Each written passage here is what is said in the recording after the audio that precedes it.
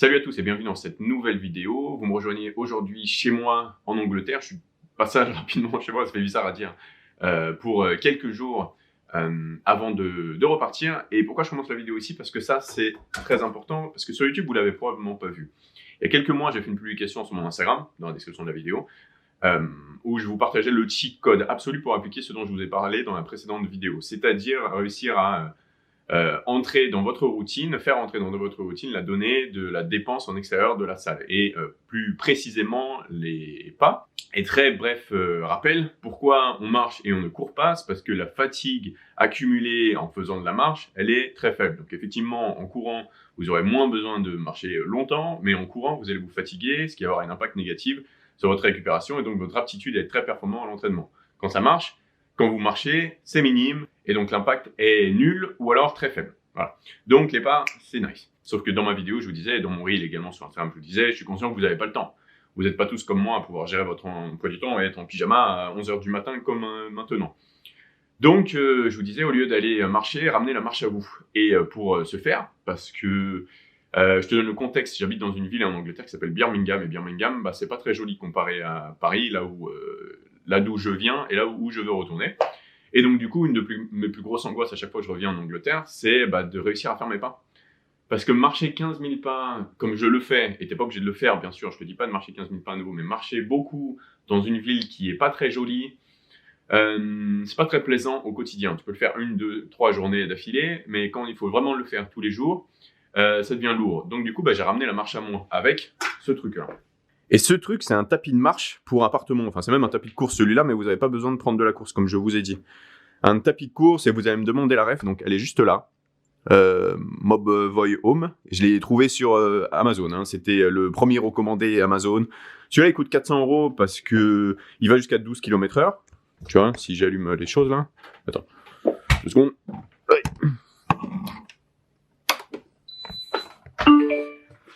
Voilà, si j'allume les choses, comme tu peux le voir, il va jusqu'à 12 km/h. On s'en fout de 12 km/h. Je veux juste que ça monte jusqu'à environ 5-6 ici, et ce sera parfait, tu vois. Et donc, la majorité de mes pas en Angleterre, je les fais sur ce truc, et je les fais tranquille, en train de regarder un film, tu vois, tu peux mettre le petit PC ici, comme tu veux, en train de travailler sur mon portable. Tu peux même en faire un standing desk, c'est-à-dire que tu mets le bureau soit au-dessus, soit en dessous, une petite tablette ou quoi que ce soit pour mettre ton PC pour pouvoir travailler, et tu peux faire tes pas tranquille à la maison. Et ça, c'est le cheat code absolu.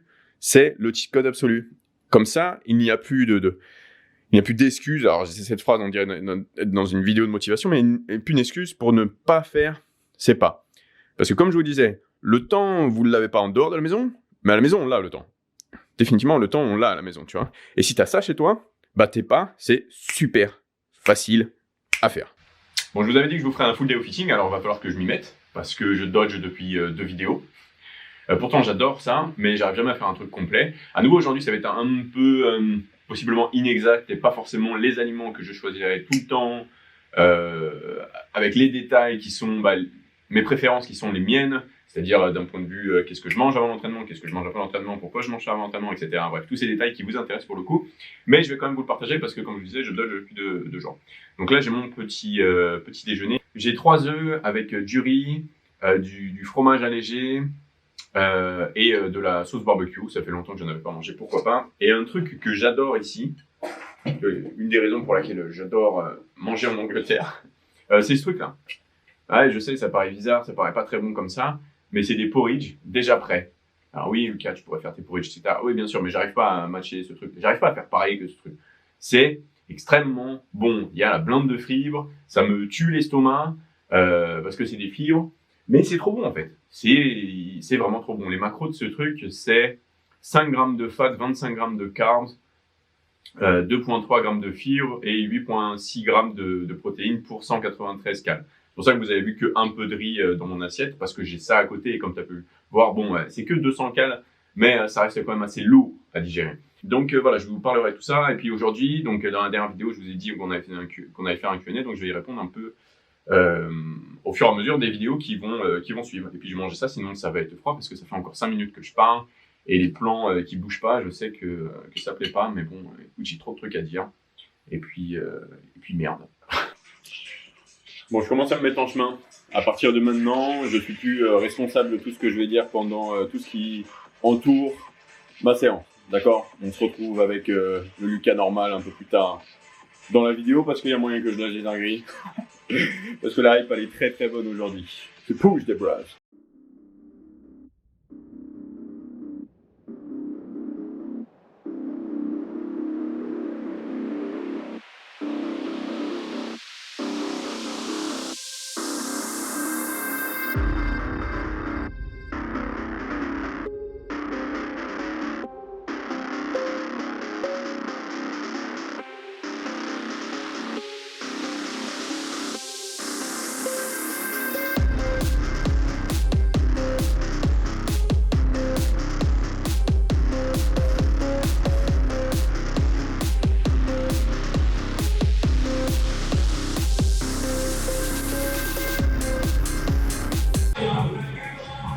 Ouais, bon, vous me rejoignez sur mon premier exercice, un super close view parce que je sais que la musique est forte ici. C'est pour ça que je filme jamais généralement dans la salle, mais le voice-over, je trouve que c'est un peu has-been, je sais pas ce que vous en pensez. Donc là, je suis sur mon premier exercice. Le premier exercice, vous remarquez que c'est une machine. Il y a un truc que j'avais en tête et que je voulais absolument vous partager, que c'est important, que je pense que vous imprégniez. Vous savez, si depuis toujours, dans les programmes disponibles sur Internet, vous avez développé couché, développé incliné, et écarté aux haltères, c'est pour une bonne raison. Et cette raison, c'est pas que ce sont les meilleurs exercices, c'est que ces données elles ont été partagées par des coachs avec la donnée pratique, disponibilité à l'esprit avant tout, sachant que ces programmes sont des programmes qui sont généraux, absolument pas personnalisés au profil. Et profil, ça veut pas dire que la morpho-anatomie, les gars. Profil, ça veut dire la disponibilité des machines aussi, l'environnement dans lequel vous vous entraînez. Si je commence ma séance par une machine, c'est parce que j'ai accès à des super machines, pas des machines de merde.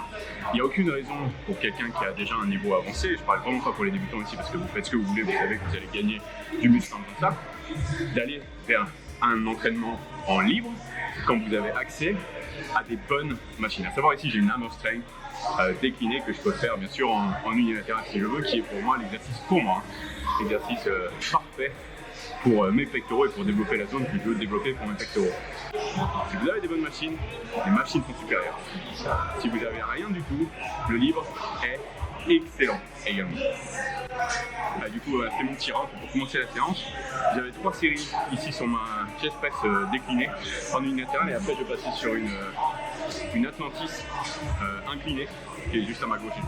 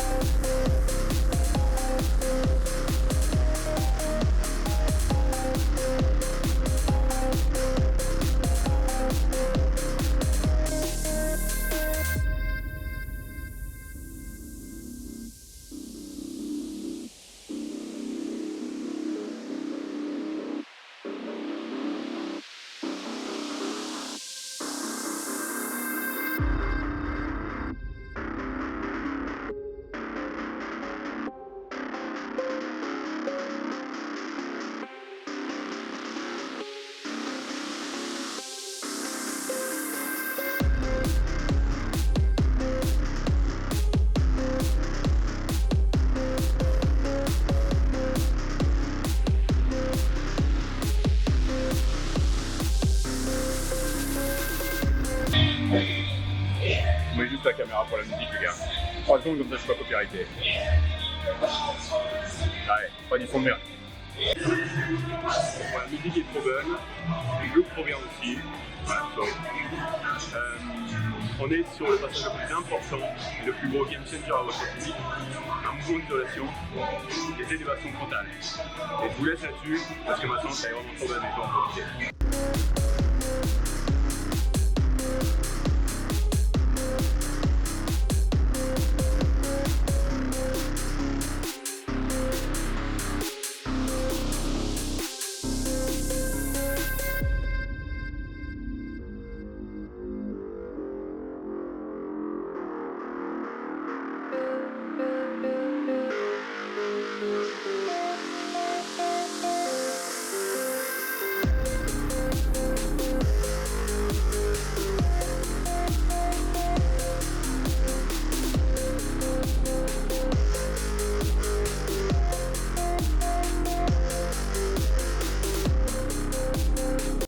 Allez bon, je vous retrouve sur mon tapis de marche, j'ai des pas à faire et on va terminer la vidéo avec ce Q&A. J'espère que ça va pas se casser avec le sable parce que ma setup là est pas extraordinaire. Donc voilà ce que j'utilise, je vous en parlais au début de la vidéo, voilà ce que j'utilise pour faire mes pas quand je suis dans soit des journées qui sont compliquées, soit la ville dans laquelle je suis, tu vois, ou si toi, pareil, t'es dans une ville où ça t'intéresse pas trop de marcher, c'est pas très beau dehors, etc. Donc voilà où je fais mes pas, enfin bref. Donc on va partir du Q&A. La première question, parce que j'ai déjà survolé, elle va concerner le développé couché. Tant mieux. Développé couché halter, tant mieux. Parce que dans la précédente vidéo, je te disais que c'était vraiment un mouvement qui était fort fun, tu vois, il est vraiment pas optimal. Rapidement, le développé couché halter, ça peut pas être un bon exercice, enfin l'exercice le plus optimal qui existe, parce que la mise en place demande trop d'énergie. La stabilité sur le banc, la stabilité au niveau du poignet avec l'halter est beaucoup trop problématique, il prend beaucoup trop d'énergie. Donc overall, ce serait un exercice qui serait C-tiers, tu vois, si jamais on devait faire une tier list. En B-tiers, je pense qu'on aurait développé couché Smith Machine. Tu vois, donc barre, donc pas trop de convergence, mais au moins on a cette donnée de stabilité et de facilité de mise en place. Et L-tiers, on aurait des machines allongées. S-tiers, on aurait des machines, des bonnes machines toujours, assises, je pense bien. Il y avait aussi une partie du message qui disait qu'il y a des études qui montrent que, on va bien aller voir ces études, et si elles sont basées sur une répétition et pas une série, ça ne nous intéresse pas pour le coup, c'est du vent. Et la dernière, c'est qu'il y a un créateur de contenu qui s'appelle Big K qui l'a mis dans son numéro 1 de mouvement dans sa vidéo. Chacun est libre d'avoir son avis, définitivement, il a probablement ses raisons. Et moi, je pense que, comme je te dis, c'est plutôt dans la vidéo, la raison pour laquelle ce mouvement est si populaire, c'est parce que il est très accessible. Tu vois, tu as 2 haltères, tu as un banc, let's go, tu vois. Donc peut-être que cette personne, d'ailleurs, il l'a mis en numéro 1, et son argument derrière ça, c'était que, voilà les gars, peu importe où vous êtes, si vous êtes chez vous, en confinement, si vous êtes dans une nouvelle salle de sport ou autre, vous allez toujours pouvoir prendre une paire d'haltères, vous mettre sur un banc, et être le plus performant possible sur cet exercice-là. Donc c'est peut-être ça son raisonnement derrière. Mais tu compares ce mouvement à, par exemple, les machines que j'ai fait un peu plus tôt dans ma séance, des super machines à Mustang, Atlantis, etc., des machines qui ont été designées justement pour combattre ces facteurs limitants du libre, bien sûr. Tu ne peux pas dire que c'est au-dessus, c'est pas possible. La deuxième question de ce Q&A, donc j'ai lu un long message, donc je te remercie Alexandre même, pardon. Et c'est en rapport avec les sensations. Donc je vais le résumer à ça si tu le veux bien. Donc j'avais fait une longue vidéo sur Instagram, un reel, où je disais que les sensations sont à l'opposé de ce que tu recherches. Enfin, il y a de fortes chances que si tu recherches la sensation, tu es à l'opposé de ce qu'est l'hypertrophie maximale. Ouais. Chercher à sentir son muscle sur un mouvement dit core lift, donc développé militaire, développé couché, squat, deadlift, rowing bar, comme ça, quoi. Donc souvent des mouvements libres où t'as pas un dossier, où t'es pas assis, sauf les développés couchés bien sûr, mais ça reste des core lifts. C'est à l'opposé de ce qu'est l'hypertrophie. Tu devrais, à vrai dire, ne rien sentir sur ces mouvements. Tu ne devrais pas sentir ton muscle travailler. Tu vas sentir entre tes séries, tu vois, quand tu arrêtes ta série, il y a le pump qui va arriver. Forcément, tout d'un coup, bien sûr, après ta première série, avec ce pump, tu vas sentir un petit peu plus ton pec.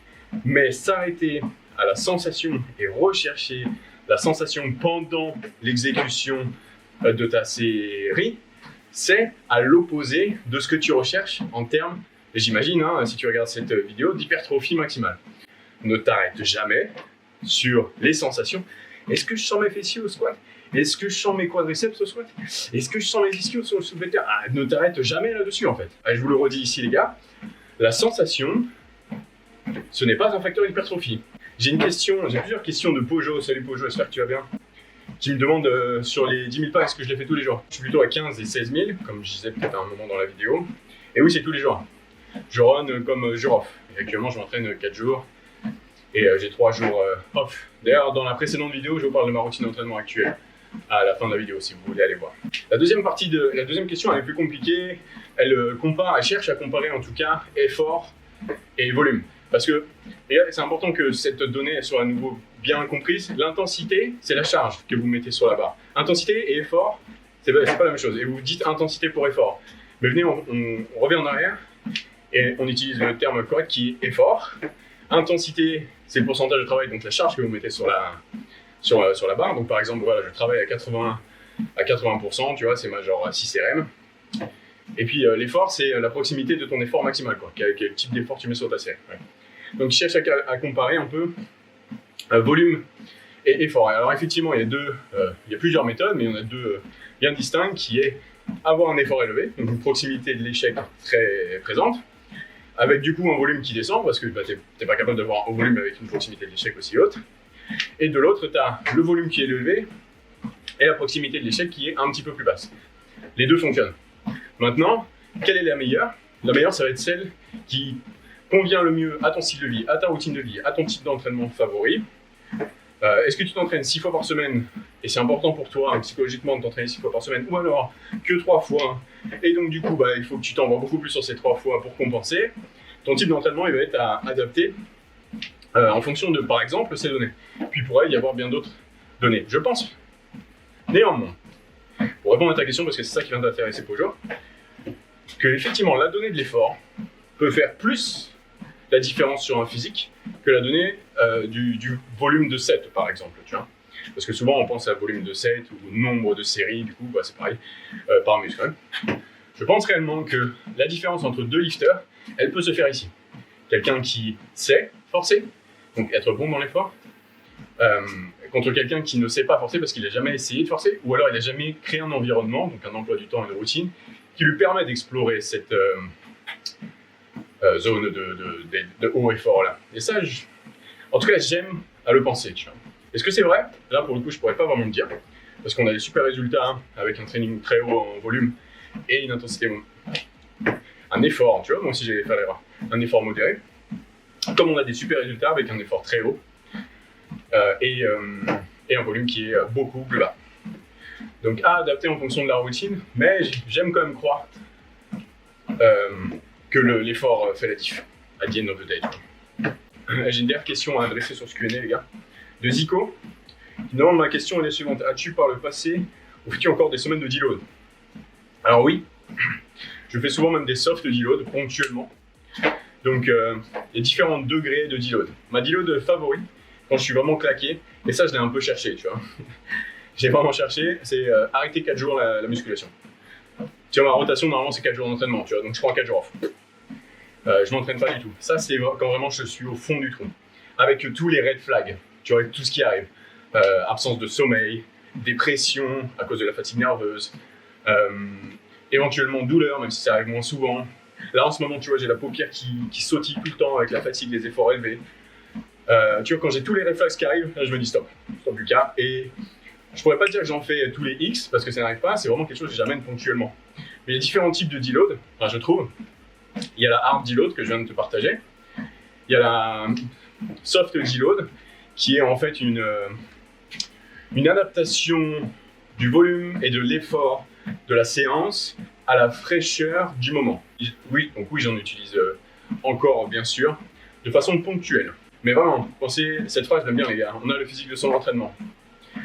Si votre entraînement est pas génial, votre physique ne sera pas génial. Et ça, c'est une vérité qui me plaît, vraiment, tu vois. Que, au final, ça dépend de ce que je fais en salle. Rien d'autre. Si, bien sûr, la marche et les calories, mais tu vois, la naissance, la flamèche du muscle, là où tu envoies le signal, c'est à la salle. C'est pas dans l'assiette et c'est pas sur mon tapis de course. Right, c'est toujours à la salle. Donc j'aime bien que ce soit comme ça. Si j'ai un bon physique, ça veut dire que je m'éclate à l'entraînement. Si mon physique n'est pas top, c'est forcément qu'il y a un problème à l'entraînement, tu vois. ou du coup le sommeil qui amène des problèmes d'entraînement. Donc oui, hard deload, soft deload, c'est les deux deloads que j'utilise actuellement en tant que bodybuilder, gars qui veut développer son physique quoi. Bon bah les gars, je vais continuer sur mes pas. Je vais remettre un peu de vitesse. Allez, dernière question, à combien tu marches?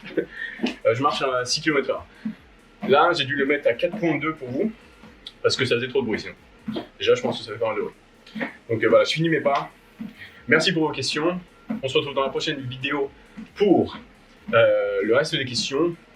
Tu vois, je faisais un full day of eating aujourd'hui, mais je vais encore pas le terminer. Ce soir j'ai mangé du poulet, du riz et de l'avocat. Ouais, ça te parle? J'aime bien. C'est comme ça. Je vais prendre mon ZMB avant de dormir. Nutrimuscle of course, c'est dans la description de la vidéo pour commander les meilleurs compléments du marché. J'espère que la vidéo vous a plu. Moi, je me suis bien éclaté aujourd'hui. J'ai plus de voix d'ailleurs, j'arrive au bout là, avec ce Q&A. C'était un plaisir d'enregistrer, même si j'étais tout seul, donc la vibe est un peu différente que quand je suis avec Antoine, mais j'essaye de me garder la hype super haute parce que bientôt je retourne à Paris pour filmer à nouveau, pour m'entraîner à nouveau avec le bro. Dites-moi ce que vous en avez pensé en commentaire, si vous voulez réagir sur quelque chose que j'ai dit pendant l'entraînement.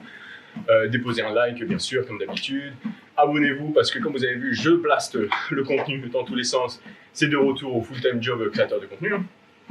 Donc si vous voulez m'encourager, vous pouvez le faire comme ça ou alors vous pouvez le faire également sur Patreon, toujours. La plateforme est toujours en présente et j'apprécie énormément votre soutien les gars et je vous dis à la prochaine dans la prochaine vidéo ou à demain directement en story sur Instagram, tous les liens dans la description de la vidéo. Peace.